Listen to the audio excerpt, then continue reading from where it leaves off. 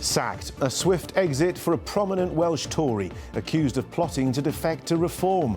And are more Conservatives doing the same?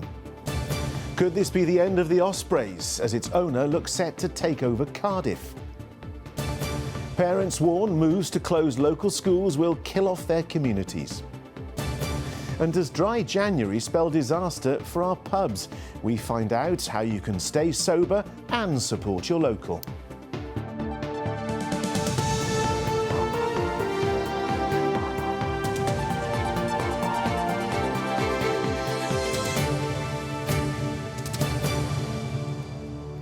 Hello, good evening. The Welsh Conservatives have moved swiftly to sack a member of the shadow cabinet, accusing him of flirting with a move to Reform UK.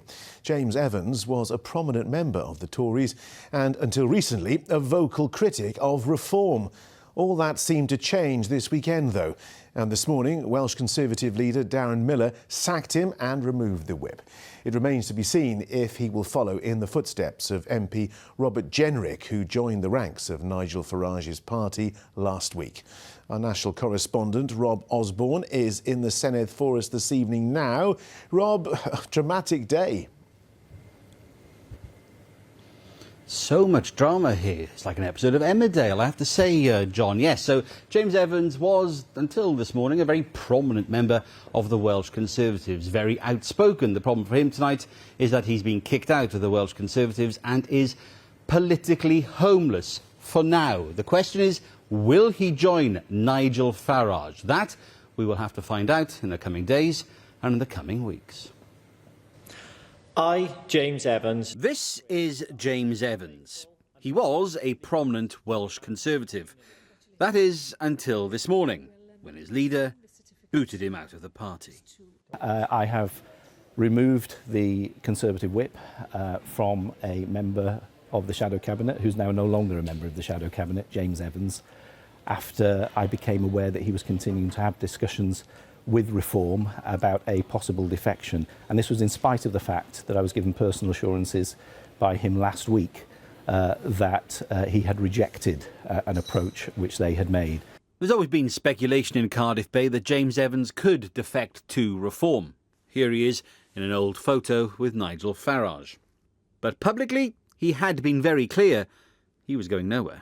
I'm a Welsh Conservative. You cut me through, I'll be blue to the day I ever depart this world. And I support the Welsh Conservatives, support Darren Millar as a clear leader of our party to fix Wales and be the next First Minister of Wales.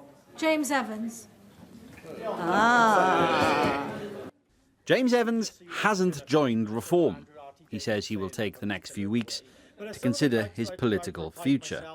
He did feature in First Minister's Questions this afternoon, an opportunity Elena Morgan used to go on the attack. Here in Wales, David Jones, Laura Ann Jones, and who knows, maybe sometime soon, James Evans. Reform is just full of failed Tories. Reform has already claimed one Welsh Conservative scalp in Laura Ann Jones. Political commentators say it wouldn't be a surprise if James Evans was the second. He's been flirting with Reform for some time. Quite contradictory comments from him over the last year, of course, where he's strongly criticised Reform for a lack of policies and sloganising. But I think events over the past week when James Evans has talked about his friend and colleague Robert Jenrick and him being removed from the Conservative Party and joining Reform gave us a strong clue that this was on the agenda. We wait and see what James Evans plans to do. But there is no doubt, on the right of politics, things are in flux.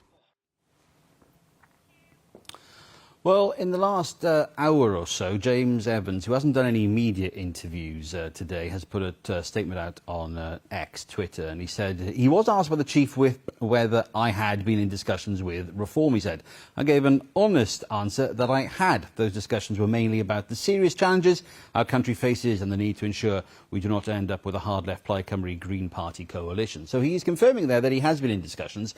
He wasn't confirming whether he was talking about joining them. And I think that's where we are tonight. It feels like we're half a story. Darren Millar, as the leader of the Welsh Conservatives, will be delighted that he's managed to kick someone out who he thought was about to defect.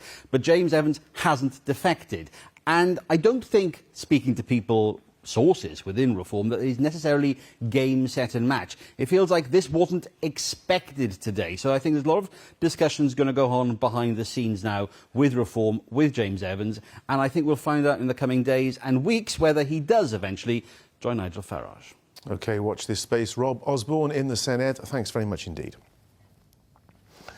The Ospreys are facing their most significant threat yet, that its future is in doubt. ITV Company Wales understands that the club's owners are now the Welsh Rugby Union's preferred bidder to take over at Cardiff Rugby. The purchase could lead to the demise of the Ospreys, as they are currently known, helping the WRU reach their goal to reduce from 4 to 3 professional sides in Wales, as Matt Southcombe now reports. St Helens is one of the oldest rugby grounds in Wales. It's hosted Swansea RFC since the late 1800s, and from next season it was due to become the home of the Ospreys. But now the region's very existence is under threat. Overnight, Ospreys owners Y11 emerged as the WRU's preferred buyers of Cardiff Rugby, leading to fears that the Ospreys could soon disappear. I can only imagine that everybody else is feeling pretty much the same as I am. Rather devastated, rather disappointed. I have to say as well that my thoughts and the thoughts of the OSC also remain with the staff, the playing staff, the admin staff, the coaches. For now, nothing has been confirmed, but the lingering uncertainty has led to criticism of the WRU's handling of the situation. I hold the Welsh Rugby Union squarely responsible for the crisis that we found ourselves in. They've had years and years to sort out the mess that it is Welsh Rugby, but yet we find ourselves back at this position again. Y11's potential takeover has not gone down well in Cardiff either. Fans in the capital are uncomfortable with the prospect of seeing a rival disappear at their expense. We've always said that as a group. We've always said that being seen as the group that saw another team die because somebody else wanted us was always going to be something that we found deplorable. The union hopes that fans of whichever region is axed will simply turn to support their next closest. But it is more likely that those fans will be lost to Welsh Rugby. For me personally, I'm done with following anybody else now except my grandson, who plays for a local club and who plays for his school. I will be done with following anything but that. This afternoon, Wales boss Steve Tandy named his squad for the upcoming Six Nations. He has a 13-year relationship with the Ospreys, having played for and coached the region. I'm not going to comment on the speculation, but if I put myself in anyone's shoes, whatever you're representing, it's going to hurt, and there's going to be frustration, there's going to be anger in around lots of different things. Frustration, anger, devastation. Those emotions are swirling around Wales's second city tonight, as fans here prepare to be locked out of professional rugby. Well, Matt is outside St Helens in Swansea for us now. What's been the reaction of the players, Matt? Well, John, I understand the Ospreys players met with CEO Lance Bradley this afternoon and they didn't get many answers. It has led to hooker Sam Parry putting a statement out on social media on behalf of the Ospreys playing squad, and it reads: "We have been left in the dark by the WRU and Y11. We struggle to believe the most successful Welsh team to exist with the biggest history is on the brink of non-existence." Now, there's also been a statement this afternoon from Torsten Bell, the MP for Swansea West, and he says the WRU has behaved disgracefully from start to finish. They will need to justify their chaotic decision-making when they face questions in Parliament tomorrow. Now, he's referring there to WRU bosses being called in front of the Welsh Affairs Committee tomorrow. Meanwhile, Swansea City Council have also put out a statement tonight, and they have also threatened legal action. So there is more to come in the next few days on this, John, a story that is simply going to run and run. Strong stuff then, Matt. And all this comes as Wales is trying to prepare for a tricky Six Nations. Yeah, that's right, John. Today, Steve Tandy named his squad. Some headlines in there. Prop Thomas Francis has been named in a Wales squad for the first time since 2023, and Leicester winger Gabriel Hamer-Webb has had his first call-up. Wales kick off their campaign against England on February the 7th. There are 7 Ospreys in this squad, including captain Dewi Lake, but frankly, right now, it's difficult for fans to get excited about this tournament, especially in this part of Wales, as the future of the Ospreys is deeply uncertain. OK, Matt Southcombe in Swansea, thanks very much indeed. The proposed closure of 2 primary schools in Carmarthen has been met with strong opposition by parents and campaigners who warn that it could jeopardise Welsh language education in the area. Carmarthenshire County Council says low pupil numbers and budgets mean that Ysgol Meidrim and Ysgol y Fro are no longer viable. Our West Wales reporter Lewis Rhys-Jones has the story. It may be a small school in a rural village, but locals say it's the heart of their community. And that is why there has been fierce opposition to proposals that involve closing Ysgol Meidrim. My daughter's deaf, and Meidrim has been an incredibly inclusive environment for her. The whole school, every single room has been adapted for her needs, and I'm worried that when she, if Meidrim were to close and she was to go to a different school, that it just wouldn't involve her in the same way. Hannah's child is neurodivergent and says the closure of Ysgol Meidrim would be devastating for the pupils with additional learning needs. I work with quite a lot of children with additional needs in my work, and we see so many times that kids are lost in a classroom. It makes far more sense to me to try and work on encouraging that in small scenarios, in little pockets, rather than just blanket shut them down and move them all into a big school. Despite being in the same party, the local councillor has objected to the Plaid Cymru-led cabinet's plans for the school. Trelech ward is already one of the poorest wards in Carmarthenshire as far as services is concerned, the 3rd poorest in Carmarthenshire and the 5th poorest in Wales. Taking away our schools will mean that we will have nothing left. One of the greatest concerns among campaigners is the potential impact closing Meidrim and Ysgol y Fro would have on local Welsh language provision. If a school like Meidrim, which according to the council's figures will have 40 pupils in 3 years, is to close, well, there are 20 other schools in Carmarthenshire in the same situation. Our Welsh-speaking communities will be decimated. They'll be forced out of Welsh medium education. The Cabinet Member for Education, Councillor Glennog Davies, said these proposals would help to address the challenging circumstances faced by individual schools and the wider school system, which includes schools operating with pupil numbers far below their intended capacity and unsustainable financial situations. Businesses have joined the campaign to save the school. Now locals just hope their concerns will be heard. Lewis Rhys-Jones, ITV News, Meidrim. Still to come, how you can do dry January and still enjoy a visit to the pub.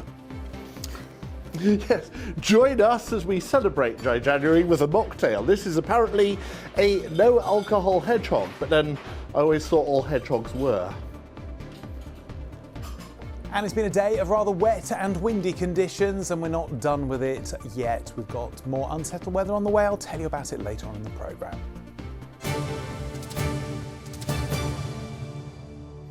But before that, the overwhelming rise of ketamine misuse and the catastrophic consequences. A vital drug in healthcare and veterinary care, in the last decade, the number of young people using the Class B drug has increased by more than 200%. It left former addict Ollie Westall reliant on incontinence pads in his early 20s due to the long-lasting side effects of the drug on his bladder. Zara Irami went to meet Ollie, who's now encouraging others not to make the same mistake. It only takes a quick scroll on TikTok to find that ketamine is having a serious impact. And I'm a recovering ketamine addict. It totally ruins the inside of your bladder lining. There is nothing that even touches ketamine bladder pain for me. So today I'm making a video talking about ketamine bladder and K-bladder, so... I came across Ollie on TikTok. He was addicted to ketamine for 8 years. It feels like your stomach's shooting in your stomach. Now sober and in recovery, his ketamine use has led to extreme long-term effects on his bladder. I'll show you quickly. This is where Ket's going to lead you, like, do you know what I mean? This is scary. I'm just kind of like I've always got to make sure I've got pads on me and change of clothes and water. It's really draining, to be honest. Ollie's experienced extreme pain and bladder issues as a result of his ketamine addiction, which left him having to wear incontinence pads at just 24. And he's not alone. 60% of people addicted to ketamine in the UK suffer with bladder or nasal problems. It's just damaged my life massively. I'm 8 months sober now and still my life is just living hell some days. Some days I'm unable to get out of bed. It just ruined everything about my life, my mental health. I just remember wanting to end it all so many times, but I just kept reverting back to the Ket because it was just like my best friend, but it was my worst enemy at the same time. After living in pain for years, Ollie went to Leicester General Hospital to find out just how much of an impact ketamine has had on his bladder. So normal bladder's around 400 cc's, and when his was measured, it's around 40 cc's. Wow. It's just crazy that one substance can do that much damage. Yeah, yeah. The longer and the more you use it, the more likely it's to cause irreversible damage. I think for you, given your situation, the fact that you've got such a small, painful bladder, I think diversion is probably the better way for you. Yeah. It's the biggest operation you're possibly ever going to have.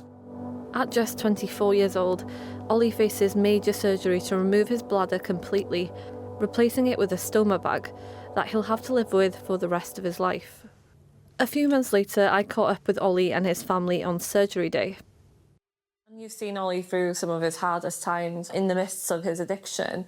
How was going through that for you as a mum, seeing your child have a really hard time?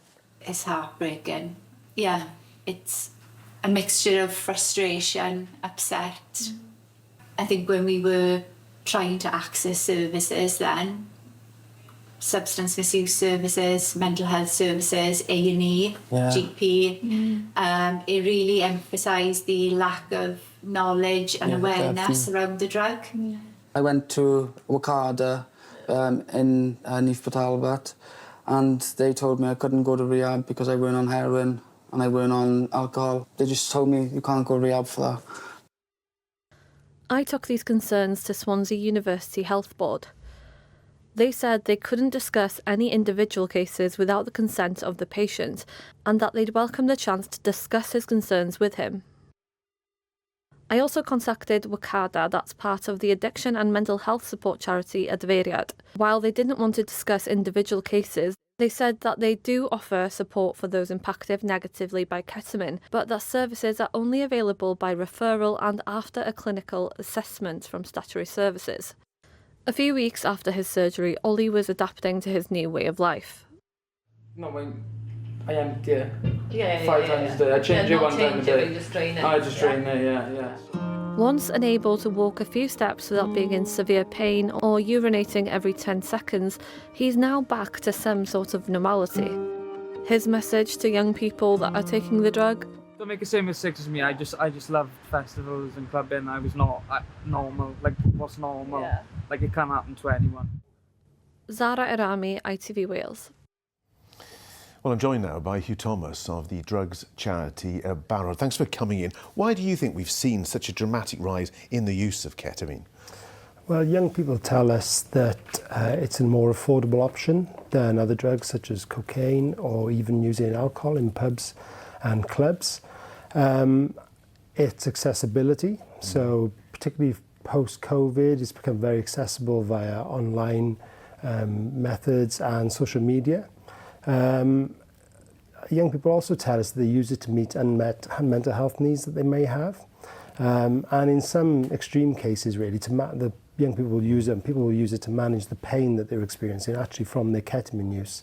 So it's a vicious circle. It is, yeah. It becomes cyclical, really. Now, we saw terrible side effects for Ollie there, the loss of his bladder. What are the other side effects? I suppose for people using ketamine, if they start to experience things such as abdominal pain, urinary tract infections, particularly painful ones, pain whilst going to the toilet. And one of the most common symptoms really is frequently needing the toilet or an increased frequency in needing the toilet. If people using ketamine experience any of those things, we recommend they seek out support in services as soon as possible. They can seek support from their local substance use specialist services, or they can go to Barrett's web chat, where you can be directed to your local services. In England, bespoke ketamine clinics are being opened to treat people. Is that something you could see happening here? It's something I'd like to see happen here. There's certainly been a rise in people accessing urology services for treatment. I think what we have in Wales is there's a lack of a clear vision, really, from Welsh Government around the treatment of ketamine. And I think what I'd like to see, really, is a new strategy. Our current strategy and delivery plan is out of date for substance use. And I'd like to see ketamine really have a clear pathway for prevention, treatment and support.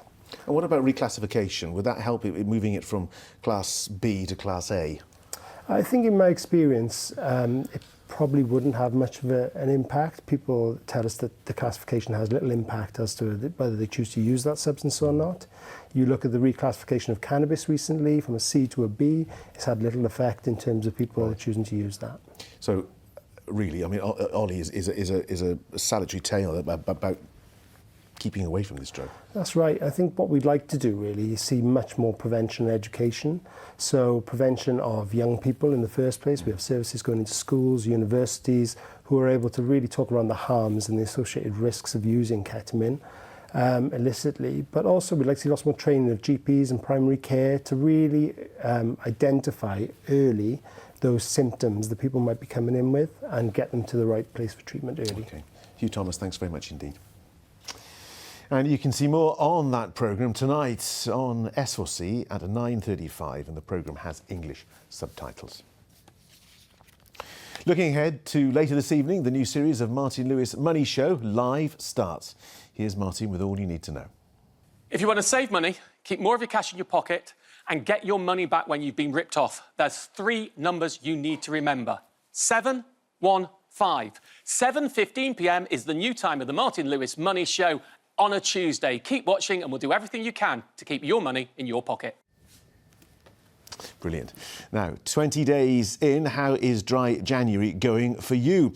Well, as many take up the opportunity for a detox at the start of the year, it can leave pubs and bars feeling a pinch. But there are still ways you can support your local, as Rob Shelley can tell us now. Rob, where are you? Well, here I am in the Escape Games bar. I frightened everyone else off, but I have dressed for cocktails, or rather mocktails. I've been doing my research about dry January, and apparently it started 200 years ago, thanks to a mill worker in Lancashire. I suppose keeping sober helps if you're using heavy machinery. But also, 17.5 million of us are embarking on, well, we've embarked on dry January. With me, Mr. Sean Scanlon, who runs gaming and knows how to shake a cocktail. Good to see you, sir. You've made us already. Yes. This is a hedgehog. It's a non-alcoholic hedgehog. What is in your Aston Villa coloured mocktail? We have at the bottom a layer of strawberry syrup. Ooh. And then we mix blue curacao with some lime juice.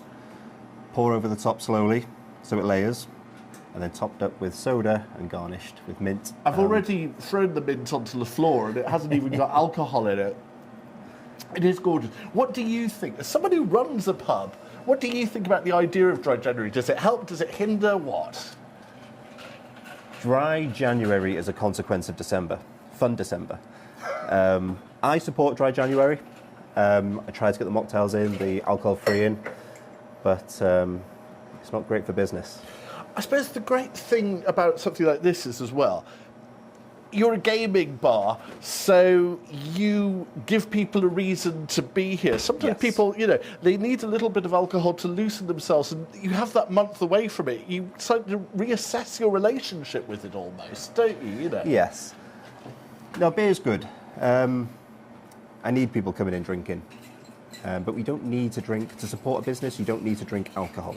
You can have a mocktail, sure. Have a non-alcoholic beer and still enjoy yourself. Does it change people? Do people stop because of dry January? Yes. So it does work. Stop drinking alcohol? Yeah. No. Dry January doesn't. Dry January is It recovers from December. And from us, it's Rob London now and back to the studio. Rob, thank you very much indeed. Weather time now. And yesterday's clear skies meant many across the country enjoyed a rare glimpse of the Northern Lights. Lewis and Sandra in Hebranston in Pembrokeshire sent through this beautiful image of the Aurora Borealis, whilst Gerallt captured this one from St Trillo's Church at Rhos-on-Sea.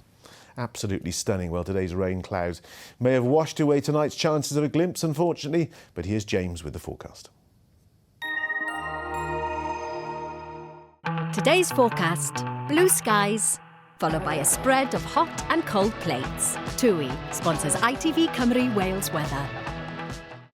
Hi there, good evening. Been a bit of a soaker today and, well, quite windy, particularly around the southern coast. The rest of the week, afraid to say, remains rather unsettled. Some more wet and windy weather.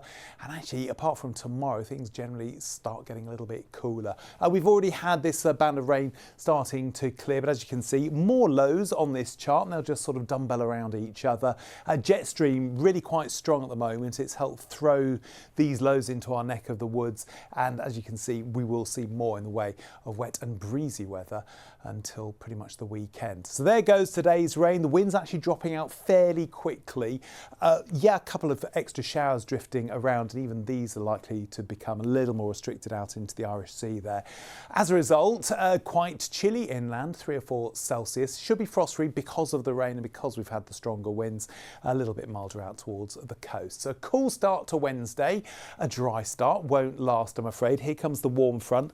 Quite an active warm front, so expect a reasonable amount of wet weather, and even once the main rain band clears, these little clusters of quite heavy showery rain. Again, quite windy, again in the same places as today. Might not see a yellow warning issued this time, and as far as temperatures go, slightly up on today with highs of 10 or 11 Celsius. Wednesday into Thursday, you've got these other lows just circulating around nearby. They don't really head out into the North Sea, so we get all of this wet weather and the wind associated with it. So lots of showers around, 8 or 9 Celsius, and then slowly the temperatures start to drift away. Have a good evening. TUI sponsors ITV Cymru Wales weather.